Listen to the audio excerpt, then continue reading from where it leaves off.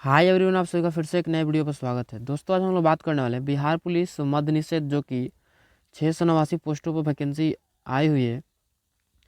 689 पोस्टों पर जो वैकेंसी आई है उसके ऊपर जो कि प्रैक्टिस सेट और प्रीवियस ईयर्स क्वेश्चन चलाए जा रहे हैं।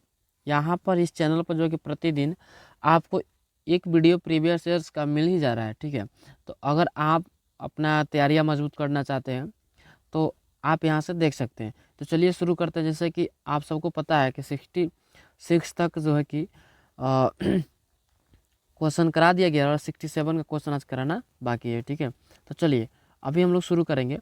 तो यहाँ पर क्वेश्चन है कि एक ग्रुप के तत्व के समान गुण है। एक ग्रुप के तत्व के समान गुण है, वो कितना है? तो संयोजकता इलेक्ट्रॉन की संख्या। ठीक है, एक तत्व के एक ग्रुप के तत्व के समान गुण जो है कि संयोजकता इलेक्ट्रॉनों की संख्या है। ठीक है, चलिए नेक्स्ट क्वेश्चन के ऊपर बात करते हैं हम लोग। तो नेक्स्ट क्वेश्चन कर रहा है, नेक्स्ट क्वेश्चन का कहना है जैसे कि मैथ्स का 68 नंबर क्वेश्चन जो है 1 माइनस कॉस स्क्वायर थीटा और कॉसेक स्क्वायर थीटा का मान होगा, कितना होगा?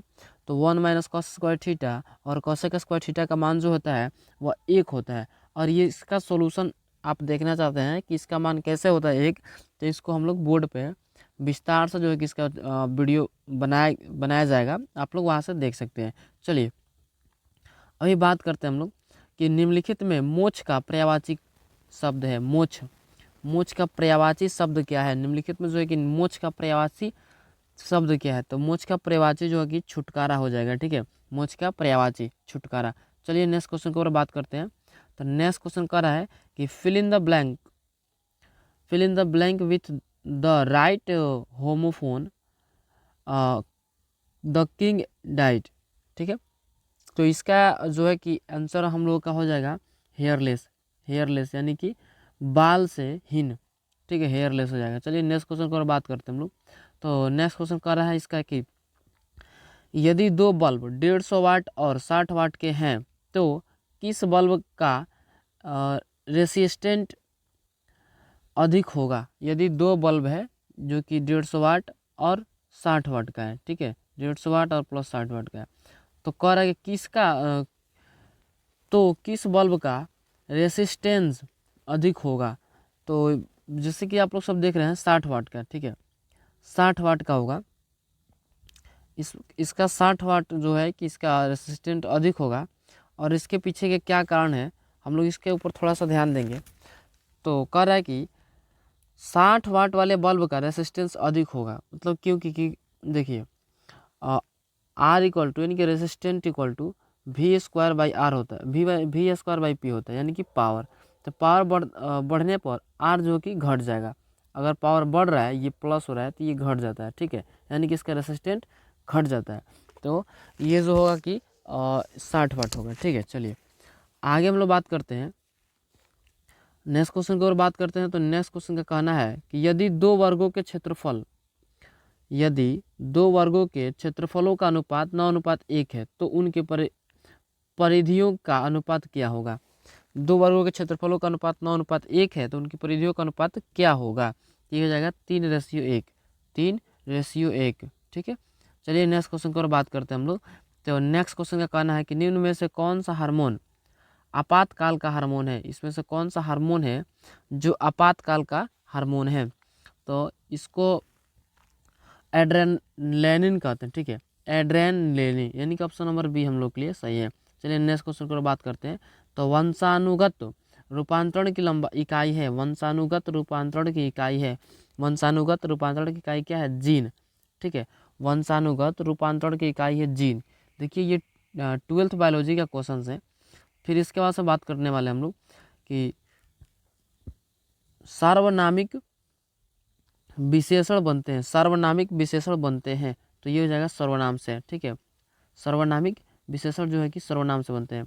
चलिए नेक्स्ट क्वेश्चन की ओर बात करते हैं हम लोग। तो नेक्स्ट क्वेश्चन का कहना है कि निम्नलिखित बयानों पर विचार करें। जैसे कि मनरेगा भारत में संवैधानिक अधिकार को पूरा करती है। मनरेगा मुख्य रूप से ग्राम पंचायतों द्वारा लागू किया जाना है उन स्थानों पर जहां हाल ही में वे मौसम बारिश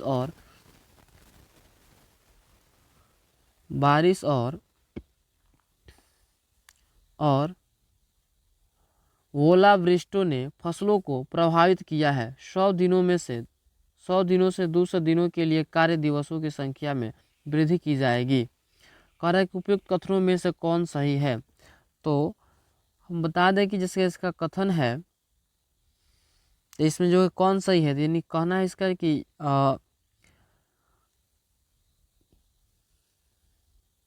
यानी कि इसका कहना है सभी, यानी कि डी, ठीक है, डी यानी कि सब के सब सही, यानी कि मनरेगा भारत में संवैधानिक अधिकारों को पूरा करती है, ठीक है, सही है। मनरेगा मुख्य रूप से ग्राम पंचायतों द्वारा लागू किया जाता है, ये भी सही है।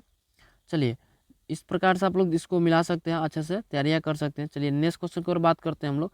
तो ये देखिए, इसका कहना है कि change the flowing noun into verb, ठीक है, वर्ब से नाउन में, नाउन से वर्ब में, ये सब चेंज करने के लिए एक्टिव से पैसिव, पैसिव से एक्टिव, ये सब आता रहता है।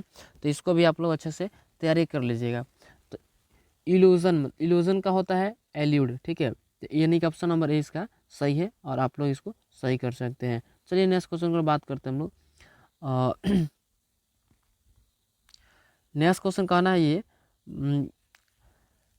राष्ट्रीय खाद्य सुरक्षा मिशन के लक्ष्य निम्न में से किन उत्पादन को बढ़ाना है। राष्ट्रीय खाद्य सुरक्षा मिशन के लक्ष्य निम्न में से किन उत्पादन को बढ़ाना है। तो ये जो हो जाएगा दोस्त, इसका आंसर यानी कि 1, 2 और 5, ठीक ना, 1, 2 और 5, यानी कि चावल को, गेहूं को और मोटे अनाज को, ठीक ना। चलिए नेक्स्ट क्वेश्चन की बात करने वाले हम लोग फटाफट। तो नेक्स्ट क्वेश्चन का कहना है कि fill in the blank with suitable article, ठीक है, fill in the blank with suitable article, this is dot dot dot car I bought yesterday, ठीक है। तो देखिए यहाँ पर हो जाएगा द, यानी कि this is the car I bought yesterday. Bought देखिए, बाई से बोर्थ बनाया गया है, बाई का जो है कि थर्ड रूप बोर्थ है, ठीक है। चलिए नेक्स्ट क्वेश्चन के ऊपर बात करते हैं हम लोग। तो नेक्स्ट क्वेश्चन का कहना है कि रुधिर परिसंचरण की खोज किसने की थी। रुधिर जो है, रुधिर परिसंचरण की खोज किसने की थी। तो विलियम हार्वे ने रुधिर संचरण की खोज विलियम हार्वे ने किया था, ठीक है। चलिए नेक्स्ट क्वेश्चन की ओर बात करते हैं हम लोग। तो कह रहे हैं कि 2 × x के पावर 2 - y के पावर 2 और 5 × x के पावर 3 - y के पावर 3 का महत्तम समापवर्तक है। इसका महत्तम और समापवर्तक क्या हो जाएगा। तो x - y, यानी कि ऑप्शन नंबर 20 का सही है। चलिए अगला क्वेश्चन की ओर बात करते हैं। तो पादप कोशिका में निम्न में से किस में विभाजन की क्षमता होती है। पादप कोशिका में निम्नलिखित में से किस में विभाजन की क्षमता होती है। तो शीर्ष विभाज्योतक, ठीक है, शीर्ष विभाज्योतक। चलिए नेक्स्ट क्वेश्चन की ओर बात करते हैं। तुम लोग कह रहे हैं केंद्रीय सांख्यिकी संगठन है कि CSO का मुख्य कार्य क्या है। CSO का मुख्य कार्य क्या है। तो ये कह रहा है कि राष्ट्रीय आय के अनुमानों का संग्रह, ठीक है, राष्ट्रीय आय के अनुमानों का संग्रह, ठीक है। चलिए नेक्स्ट क्वेश्चन की ओर बात करने वाले हम लोग। तो नेक्स्ट क्वेश्चन का कहना है कि यदि x = 1/1 + b, sorry a/a + b और y = a/a - b, तो 1/x + 1/y होगा, वो कितना का बराबर होगा। तो ये जो होगा 2 के बराबर होगा। अब इसका सोल्यूशन हम लोग देखेंगे कि ये मतलब कि 2 के बराबर कैसे हो रहा है। तो चलिए देखते हैं, हम लोग पहले बात करते हैं। तो देखिए क्वेश्चन से 1/a और प्लस 1/a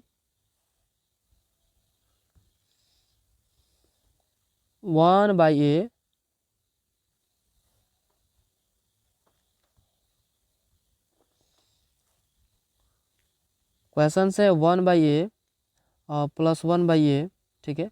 फिर उसका से है, इसको बटा में कर देंगे a + a और इसके बटा में a - b, इस प्रकार से करके फिर इसको हम लोग कर लेंगे। या इसको ऐसे भी कर सकते हैं कि a + b और a + a - b और बट्टे में a, यानी कि इन दोनों का एलसीएम करके नीचे ऊपर कर दिए, ठीक है।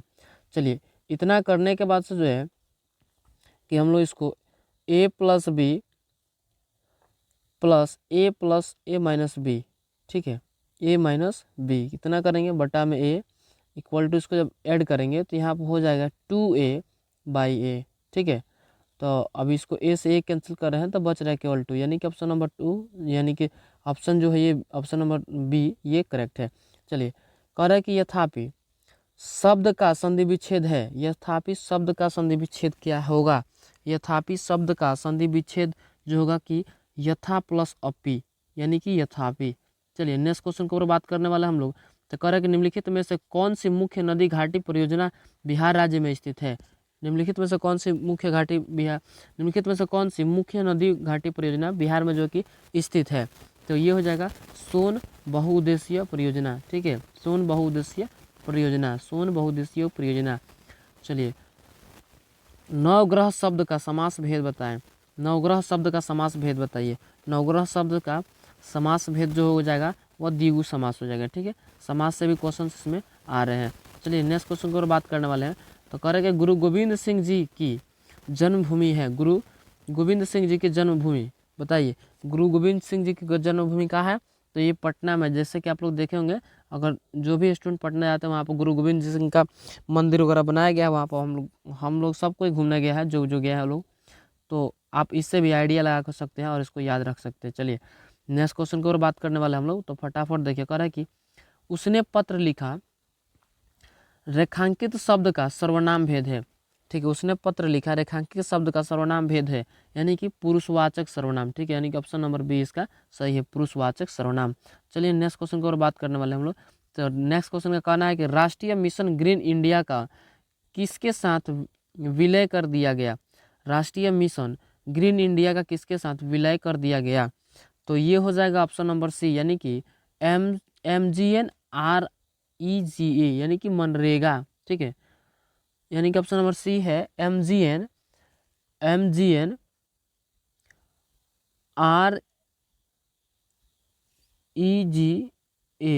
ठीक है, इसके अंतर्गत जो है कि ऑप्शन नंबर हम लोग का सी इसका करेक्ट है। चलिए नेक्स्ट क्वेश्चन की और बात करते हैं। तो कह रहा है कि नेपोलियन संहिता 1804 में क्या विषय है?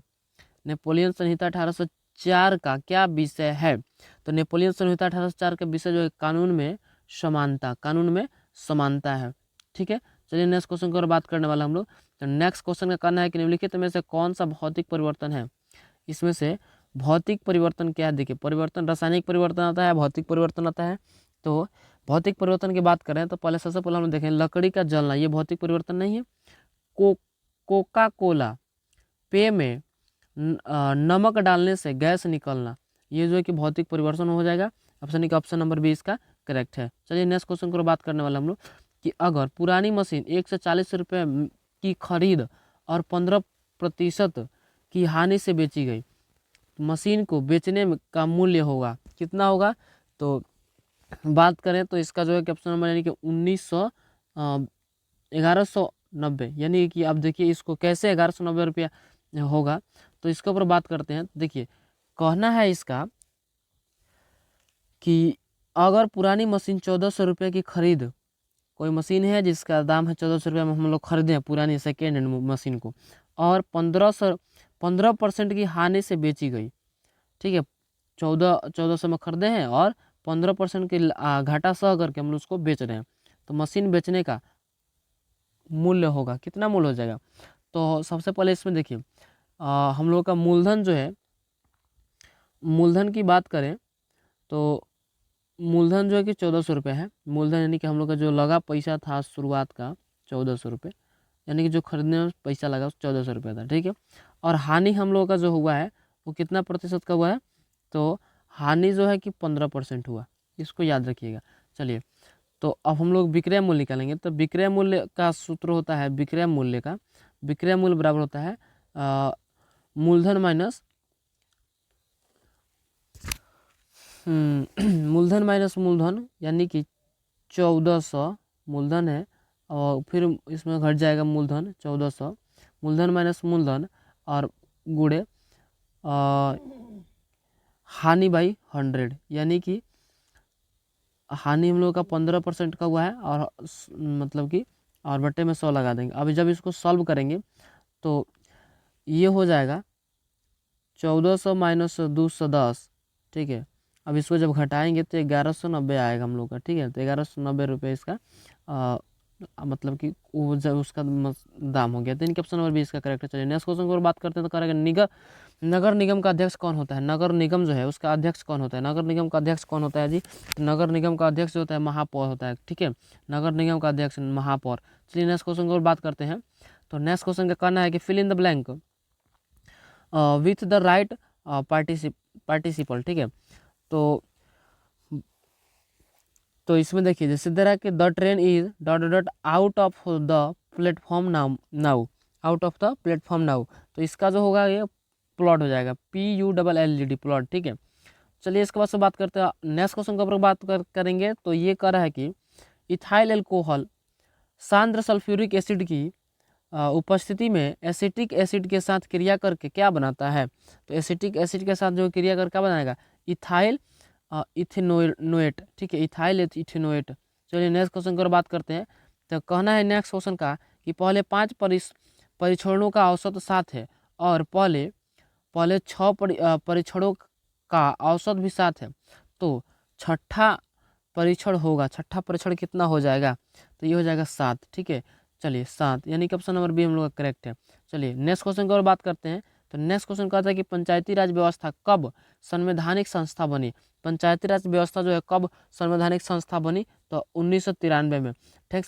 तो आप लोगों को कैसा लगा ये वीडियो कमेंट जरूर करें। थैंक्स फॉर वॉचिंग, मिलते हैं नेक्स्ट वीडियो। जय हिंद, जय भारत।